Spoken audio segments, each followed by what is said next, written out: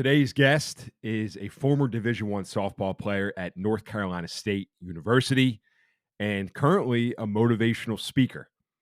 She had a career-ending head injury that unfortunately put an end to her athletic career, but a viral commencement speech she gave at graduation helped her realize a new path she would go down. Today, she's traveling the country sharing her story and perspective and helping people out along the way. Her name is Kelsey O'Connor. So, Kelsey, thanks for coming on. It was awesome getting the chance to sit down with you and just hear your story. A little bit of what we discussed are how her softball career came to an abrupt end and how she had to find herself really after that happened, how she ended up writing her graduation speech at North Carolina State and what drove her to want to do that. And today, how she's building a speaking business and how she's helping people and giving back. So hope you enjoy this episode. It was awesome, again, getting the chance to talk to Kelsey. So please enjoy this conversation with Kelsey O'Connor. Yeah, days go by. All right, Kelsey, we're live. I'm joined Awesome. by Kelsey O'Connor down in Raleigh, North Carolina. So, Kelsey, thanks for coming on. I'm excited to just catch up with you today. Yeah, of course. It's awesome to be here. Thanks for having me. Sure. Fellow podcaster, new podcast coming on. Yes. I just started my podcast 2 weeks ago, and you're about a year in, so this is fun. That's awesome. Yeah. We were saying we were connected through Michael Ellison, who's a great family friend of both of ours, I guess. So, Mike, thank you. Yes, And Donna. thank you. Yeah. But yeah, Kelsey. So I'm looking forward to hearing from you just because, so when Mike initially introduced your story to me, he was like, you should connect with, because he knew that I was doing this on the side a little bit. He's like, you should connect with Kelsey. She gave this awesome commencement speech from NC State. Like, she has an interesting story going through the injury and everything. So I'm just, it'll be cool to hear about that and just like how your mindset has kind of shifted over the years a little bit. So Yeah. maybe just if we could start just like talk about your NC State experience a little bit and that injury and how that stopped. And really that seemed like it really launched you into this next phase of your life. So Yeah, just some of that background would be absolutely. great. Well, thank you. First of all, I so appreciate it. I love that he connected you to my speech and that you reached out. So, yeah. So I went to NC State. I started at NC State in 2019. I got recruited to play softball there, and NC State was my dream school. I mean, I loved it. I'm from Illinois, so coming out to North Carolina was just a huge deal. It was a big D1 school. It was the ACC. It had one of the best social work programs. And so, I mean, like, really the start of that experience for me was such a high, and it was magical. I mean, I walked around like head to toe. You played baseball in college, like head to toe NC State gear. I was decked out, Oh yeah. walking Straight student red, I'm athletes sure. area. Yeah. Oh yeah. Like, I just loved it. And if you asked me about what I was doing, like, I would have started rattling off that I was playing softball and that I loved lift. And, the schedule was crazy. I was on campus from like 6 in the morning to 10 p.m. But I loved it, right? Like, you're with your teammates and fitting in lift and going back to the field and things like that. And then I actually ended up getting a research job like 2 weeks into school. I was offered a job. And so I got really involved in the social work department. I started volunteering in Raleigh. And so pretty quickly, like, I was just, when they say college is the best 4 years of your life, like, I was in this space of like, wow, this could really be the best time of my life. I'm so involved. I love it. It's amazing. And as amazing as it was, it definitely wasn't everything I expected. So my freshman year started off really well, and then we had COVID hit in the spring of my freshman year. And there were some things, right? Like, it was tough. Like, it was D1. You think it's going to be tough, but there were some kind of tough things about it that weren't necessarily out of the ordinary. And then my sophomore year at NC State, it was during that like return to COVID. And so it was just softball. Like, we weren't allowed to socialize with anybody outside of our pods, if you will. So it was roommates and a specific set of teammates. And so really for that entire year, that balance of classes and volunteering and all these different things that we had was no longer accessible to us. It was truly just home, softball field, home. And so, I say that because it gives a lot of context to really how zeroed in my whole world was to softball. And even though I tried really hard to be a well-balanced person, like you spend however many years of your life going towards a goal and then you're in the middle of it. I mean, if I wasn't practicing softball, I was thinking about it and I was figuring out ways to finish everything so I could go back to the field and work extra hours. I mean, it was all consuming. And um I ended up having like a little bit of a tough sophomore season. I had like a medical scare and was out for the season. And then just trying to keep hope going into my junior year. So like it wasn't what I expected, but I still had 3 years because I had a COVID year and I had 2 years left. So it was like almost as if even though it didn't necessarily go as I'd planned, I still had this 3-year college career ahead of me. And so I was working really hard and super excited and super hopeful. And then headed into my junior year that fall. It was October. We were at practice and I was running bases. So I was on first base and our coach hits to the pitcher. So our shortstop is coming through to make a double play. And instead of making a lane on either side of the base path, she came straight through.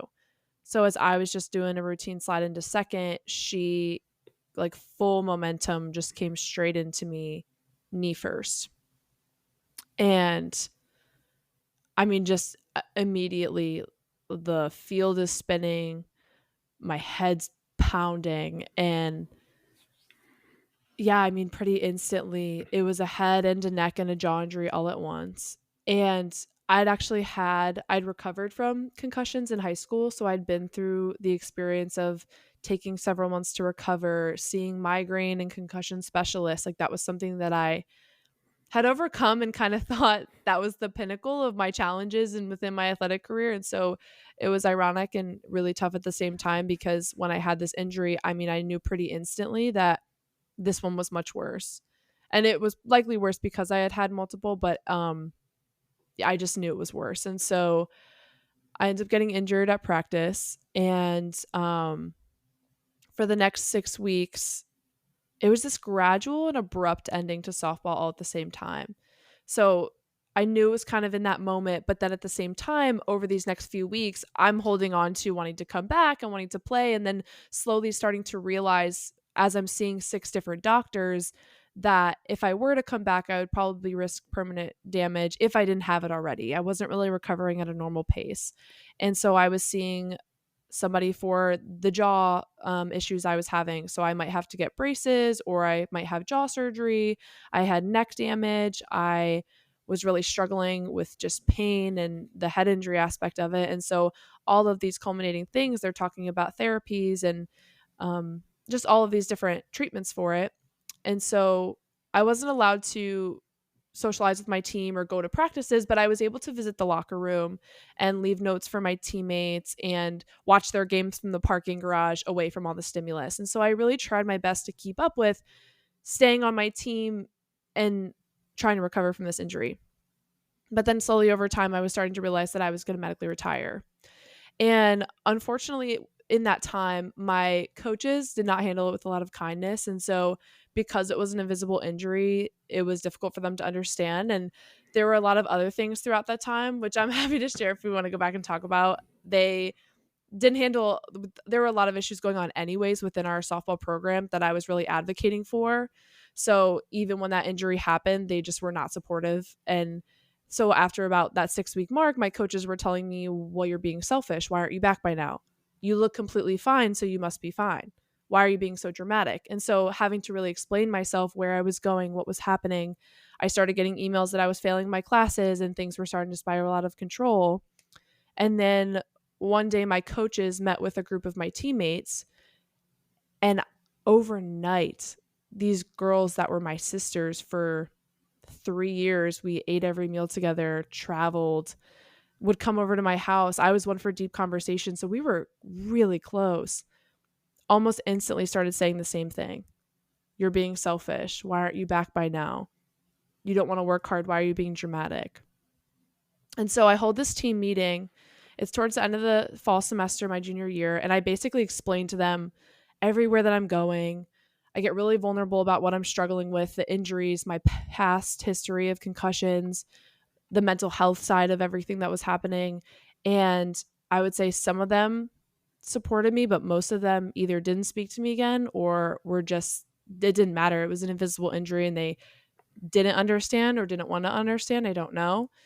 And so all at once, that was around the time that I knew I was going to medically retire anyways. And I even communicated that and it just didn't matter. So ultimately I did medically retire just because the symptoms had gotten so severe. And pretty much that winter of my junior year, I felt like I had lost so much at once. I lost my community, I lost my identity, my sport, my dream. And I used to take so much pride in how many plates I could spin at one time. So I was a D1 athlete and now I was really struggling to move without pain. Or I was a really good student, I was an honor student, I was involved, and then I was starting to fail my classes. I was studying to be a social worker, but I really struggled with some cognitive delays after a few weeks. So I was struggling with a late onset stutter and couldn't really articulate my thoughts very well. And so I was just constantly confused and my personality was swinging back and forth. I had mood swings. And so everything about myself I just didn't recognize. And that to me was really when everything shifted and my life went from practice and games and friends to therapy and doctor's appointments and this entire identity that I had built up for myself as an athlete and an honor student and wanting to accomplish these goals had really gone away and I had no idea what to do. Yeah. Wow. Yeah. There's, I mean, there's so much in there. Yeah. Cause you worked your whole life to get to that point. Right. And then for you, it's not like you decided to just retire. You were forced to stop playing softball, which probably made it a little bit harder. What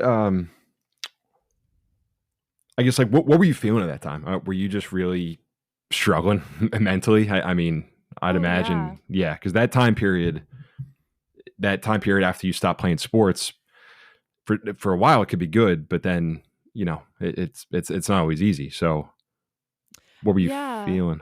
Yeah, I think that's the thing is, we think about, I knew it was going to end eventually, and I knew softball wasn't going to be my career. And so I think I had at least always envisioned some kind of senior day, or you think when one of the last days you put your cleats on is. And so for a while, it just really was a struggle for me to have had these goals and these dreams since I was like 7 years old.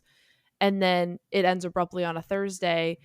The game continues without me. My team continues without me and doesn't speak to me while I'm struggling with the hardest part of my life. And all of a sudden, I just felt kind of worthless. I felt like I had let my family down. I felt embarrassed that I didn't accomplish anything that I felt like I wanted to. And I just, I felt like I was a mess. Mm-hmm. And I really was a mess. And so I think it's helpful sometimes to talk about this particular part because I definitely want to share about my commencement and some of the things that I was able to shift towards, because when I look back at that moment and I'm able to talk about it and reflect on it, it was a long time of really feeling like I failed and I was lost and a mess and really depressed for a while. Yeah, no, definitely.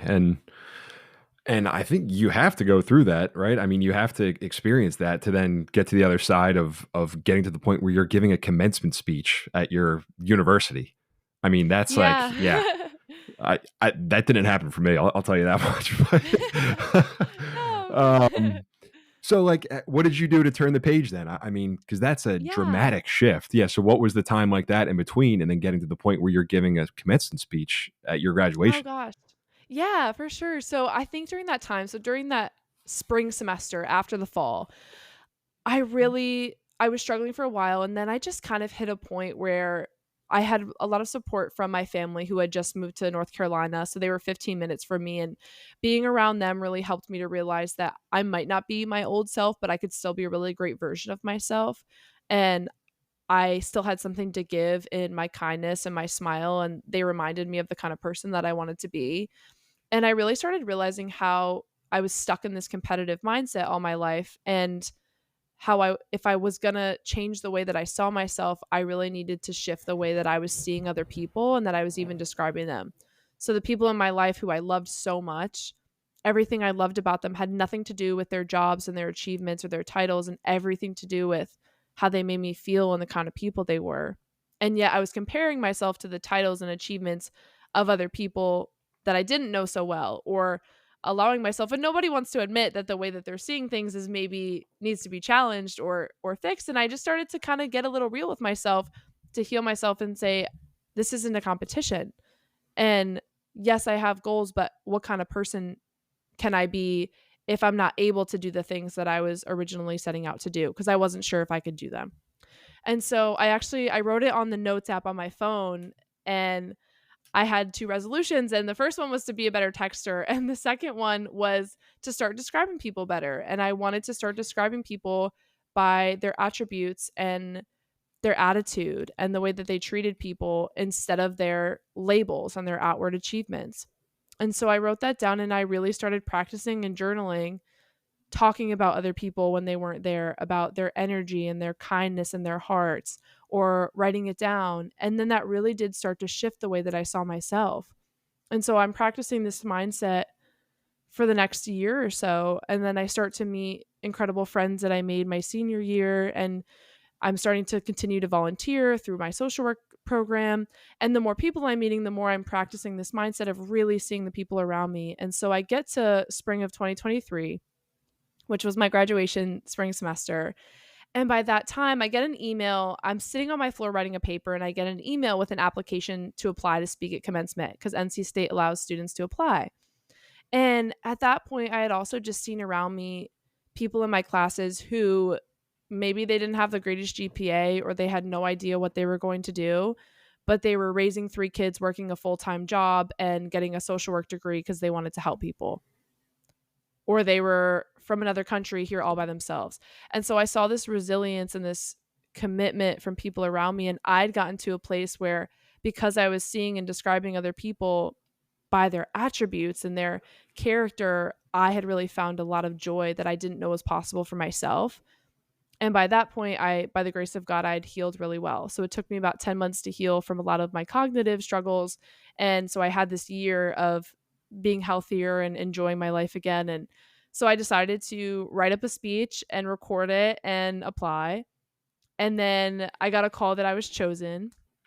And I'd never spoken publicly before. I don't know what came over me to apply, but I was chosen. And then in May, I gave the speech. It was in front of 20,000 people. So I was, oh my gosh, I was so nervous. I was going to ask, were you nervous? Yeah. Oh, absolutely. I was so anxious. And it's just so funny because I was joking with some of my friends beforehand, like, it'll either go great or it'll end up on Barstool. So whatever. But I was more than nervous to speak in front of that many people.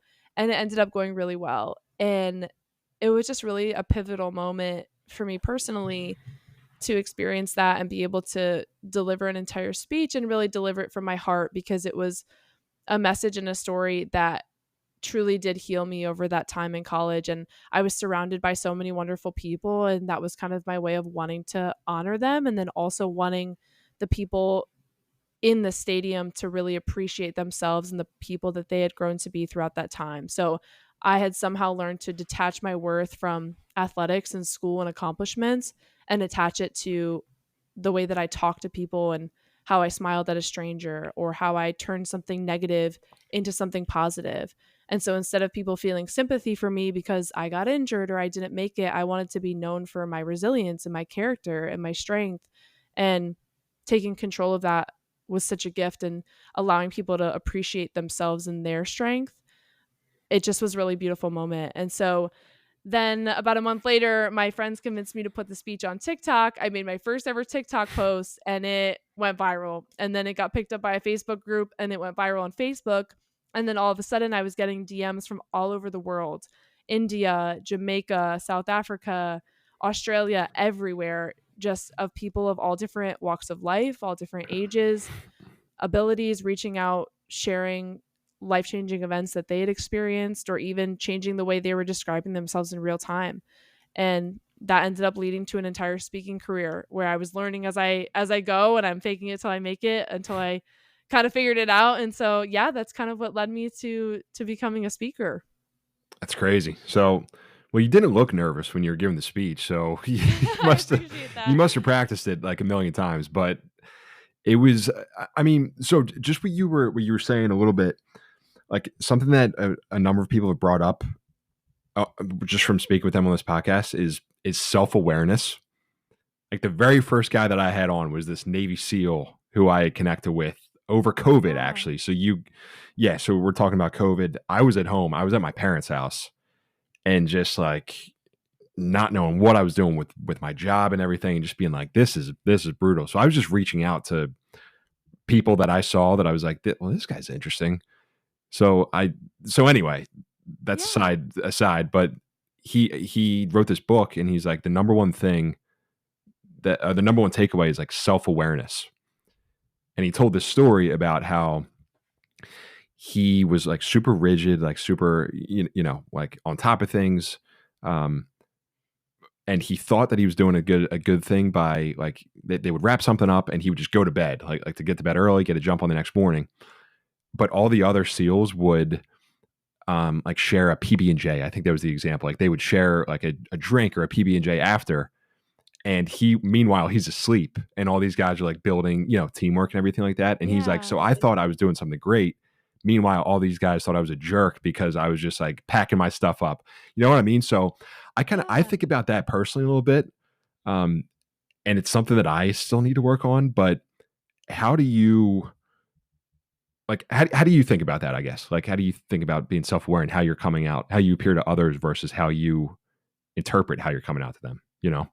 I think that is such an interesting story. And I really appreciate you sharing that because, yeah, right? Like he's going to bed early and he's staying disciplined. And you would think that that is outwardly a really good thing. And not that it's not, but you're also missing the relationship aspect of your life and team building. And I think personally, I really feel like that's so relatable to what I kind of ended up doing my senior year is I met these friends on Facebook. I was going to keep my head down and go through the year by myself. I was going to move home because my teammates were transferring and my parents ended up convincing me to go on Facebook and look for friends. And so I ended up finding these two girls and they invited me to hang out with them and to spend time with them. And I ended up deciding to live with them. And there was this shift from having a life of discipline and waking up at 4 a.m. and wanting to appear so hardworking and committed. And then realizing that the only the purpose of it in general was to be the best version of myself, and that was no longer serving me because I was missing out on life experiences and relationships that I could build while I was at school and in a community. And so even taking that time to shift that it's not a one size fits all of what works best for you to become the best version of yourself. Sometimes that is staying up and having a late night chat with people around you and being a listening ear and being a kind person. And so even just I guess for self-awareness for myself, realizing that I wanted to be known more for my kindness and my heart than necessarily how hardworking and committed I was, because those can both be true at the same time. And I can be both of those things. But if I look back at my life in 50, 60 years, I'm I'm definitely going to appreciate being a kind person and having a good attitude, and that's what people will know me for more than they'll know any of my statistics or whether or not I woke up at 4 in the morning. It's not any really concern to them in 40 years, but being a listening ear for them might impact their life. They might remember that. So I think the way that we treat people taking so much value, I think that's such a cool story. Thank you for sharing that. Definitely. Yeah. No, I don't know why that was like the first one that came to mind, but yeah, I mean, it's all about being, and that's why I've talked about this too on here. But just like being people, like you just said, like people remember if you're a good teammate, they don't remember your stats. That's for sure. Like maybe they'll Mhm. remember if you hit a big home run or something, but at the end of the day, they remember if you were actually a good teammate. So sometimes I reflect on that. I'm like, I hope I was most of the time, but um, but anyway, so now you're speaking. Like, what are you doing? Yeah, what are you doing for that? So you're just traveling around the country sharing your story as a motivational speaker. Is that Yes. okay? Yes, pretty much. So it was kind of crazy. So I was actually taking a gap year after graduation because I had applied to some PhD programs and I had decided that if I didn't get in straight into a PhD, I would take a year off. I was working a part-time job for a family member that could kind of keep me going for the year. And I didn't get into the program, so I was going to move home and just work this job before going back to school in a year. And the timing was so perfect because I give this speech over the summer, it goes viral, and then I start getting messages inviting me to travel and speak all over the country, and I had the ability to do that in between this part-time job. And so I started building a website and reaching out to people, figuring out how do I even build a business for speaking. I have no idea what I'm doing. So people are calling me to speak and I'm Googling how to send them a contract or like what do I didn't even know how to run a car the first one I went It's a to. good learning So experience right there. Yeah. yes, I mean, just kind of taking the leap of courage. I mean, if I looked back at my very first engagement, I would probably cringe a little because it took time to develop. But I think just taking the step to go for it and building relationships with the people that wanted me to come speak to them was really special. So a lot of those first few engagements were more than just flying out to speak. I spent time with those clients and they had personal stories that connected with my message. And that's really why they had brought me out there. So it was really special. I just started traveling all over and then that built up my experience and my resume. And then I ended up deciding to go back to graduate school. So I'm in graduate school now. And I was trying to decide whether or not I thought maybe because the speech was a year old, maybe the virality would start to disappear and maybe business would slow down. I could pick it up if I wanted. And the opposite happened. It just continued to ramp up and I started getting messages. And so now I'm kind of living a little bit of a double life in graduate school to get my social work degree and apply it to some of these things that I'm doing, but I'm continuing as a motivational speaker. So on the weekends or in the middle of the week, I'm speaking virtually or I'm flying out to events and just continuing to speak and give keynotes and really realizing that it's very purposeful and fulfilling and deciding that I think that's going to be my path because I love it so much. But it's been an interesting process, not a very conventional path, but just really trying to figure it out as I go and realizing that it's a special career opportunity. And I didn't realize how fulfilling it would be to share my story because it would open other people up to share theirs and feel seen. Definitely. Yeah. Well, it's awesome what you're doing. You just from Thank you. the business aspect of that, like how did you navigate that? Were you just like Googling it yourself or were you relying on other people to actually set up a business? Because that's what I kind of think about. I mean, selfishly to ask you this question, like I think about it from this perspective. I'm like, I'm just doing this for fun, like as a hobby, but I'm enjoying it. You know what I mean? And I'm like, I don't know what could come of it, but how did you, I'm sure you accelerated your business knowledge exponentially from if than if you were just to go into a corporate career. You know what I mean? So Absolutely. Yeah. And I think it's tough, right? You start something because you're passionate about it. And then I almost felt a little bit of guilt too when I started realizing I do need to charge for my time because I am a professional and it mhm. feels weird because it's such a gift and I'm grateful to share my story. But also, how do I maybe actually create a business for myself? I relied a lot on other people that were willing to help me, which was really sweet. And just kind of asking around other people in the industry. Being on podcasts was probably actually the biggest thing that helped me grow because being on podcasts with other people connected me with speakers and connected me with entrepreneurs and being able to talk about it in that space. People just drop their nuggets of advice, even in how to reach out to people to start speaking or what to charge and what to put on a contract and all of these little things that I didn't know how to do.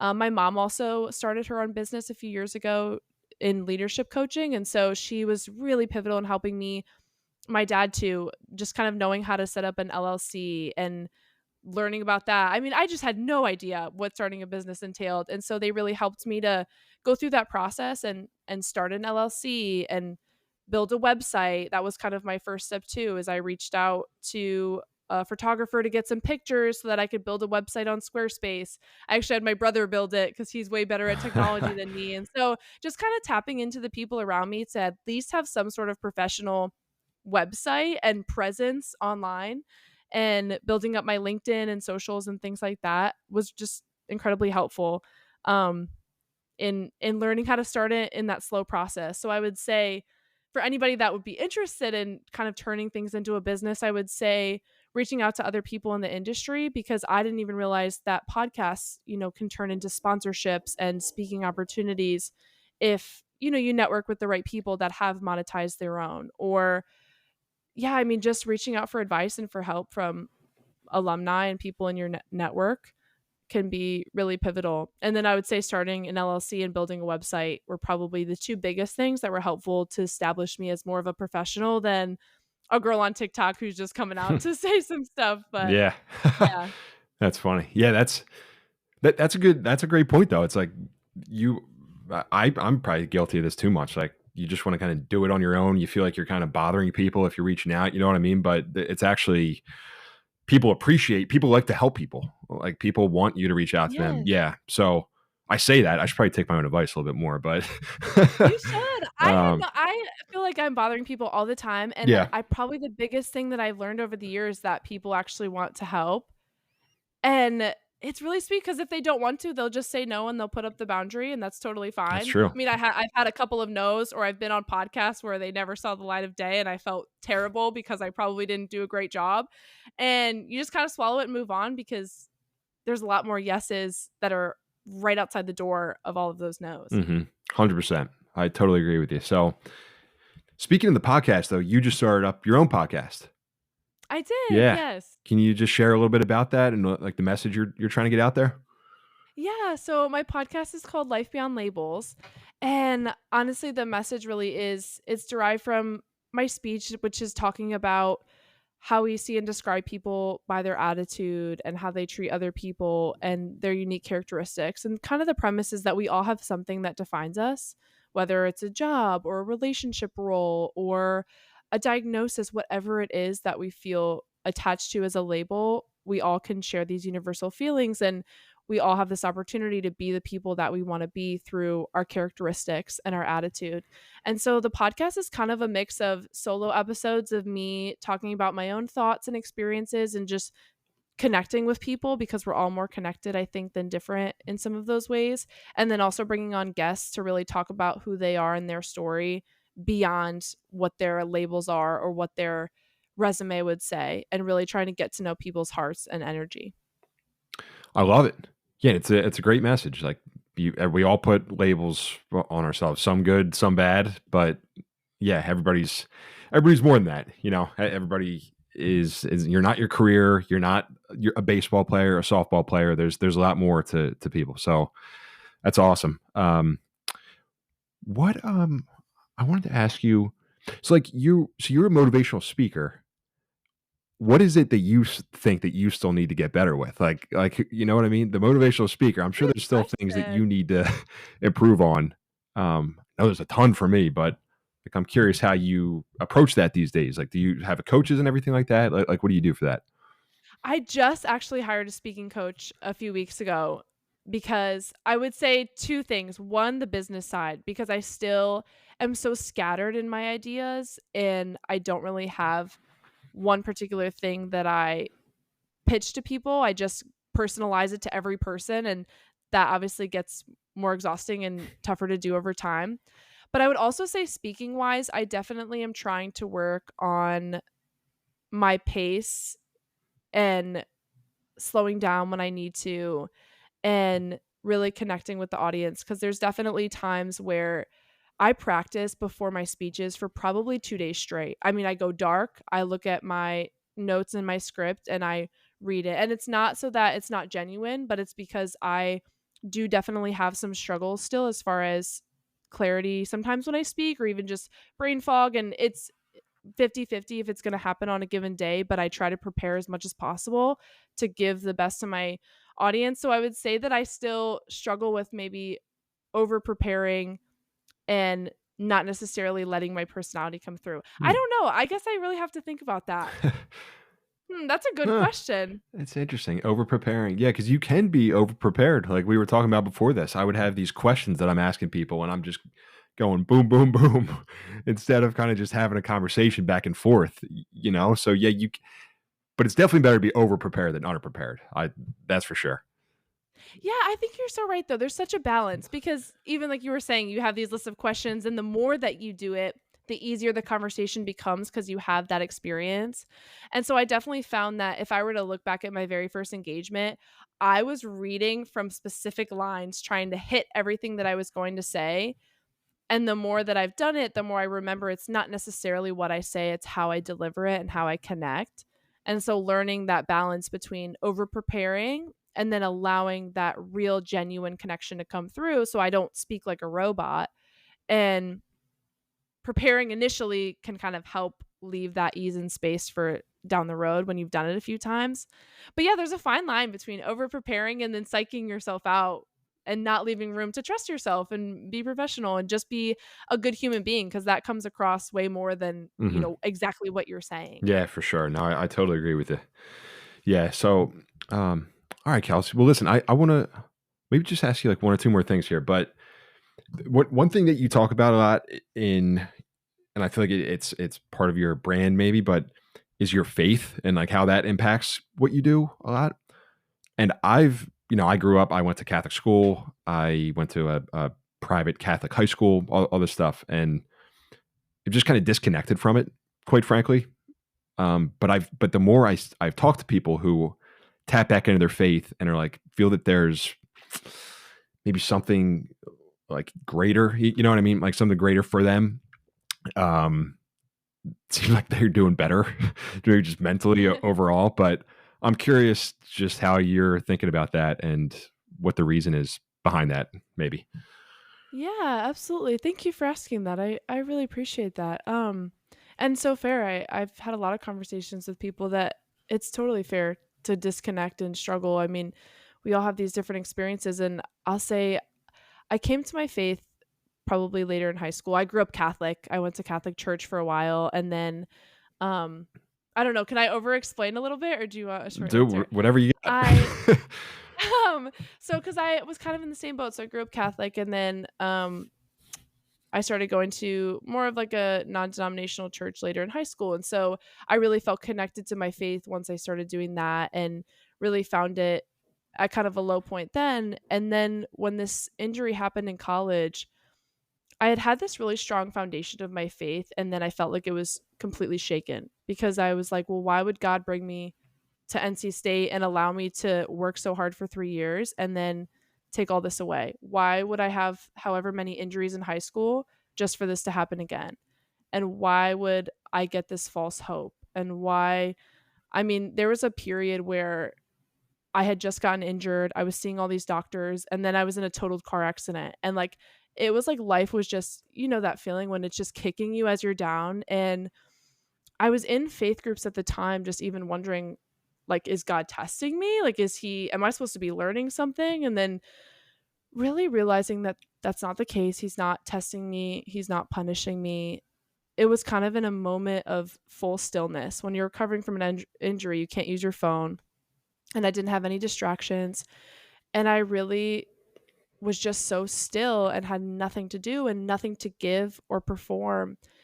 And in that moment, I just felt so loved, and I felt this peace. And I didn't have all the answers to why, but started really asking, like, where is God in all of this?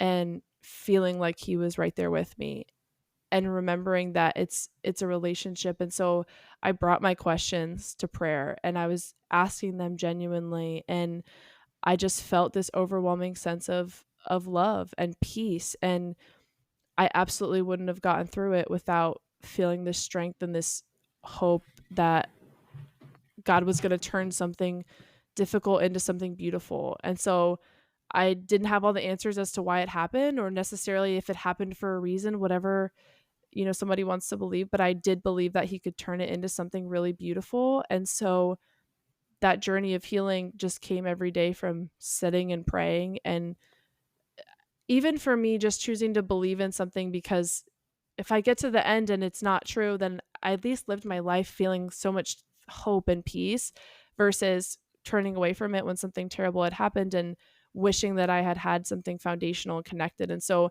my identity really comes from my faith and feeling accepted by God, and that's where my peace and my kindness comes from. And really just allowing myself to not have all the answers. And I don't know why people experience hardship. I don't know. I don't know why things are so tough, but really feeling like he's there, and he walked me through every single step of it. And now to see all of the people that I get to connect with all over the world, I never could have done that by myself. I had nothing to do with that. And it's overwhelming to see that it was for a much better purpose than anything that was serving me and my accomplishments. And so anyway, sorry, that was a very long answer to your question, but I think just instead of asking why it's happening or what, is testing you, just really stepping into bringing God my questions and praying and trying to trust and hope that there is something, and realizing how much he loves me and I don't have to do anything for it. It's just there. And all he wants is to have a relationship with me. And so that brought me a lot of peace personally. That's awesome.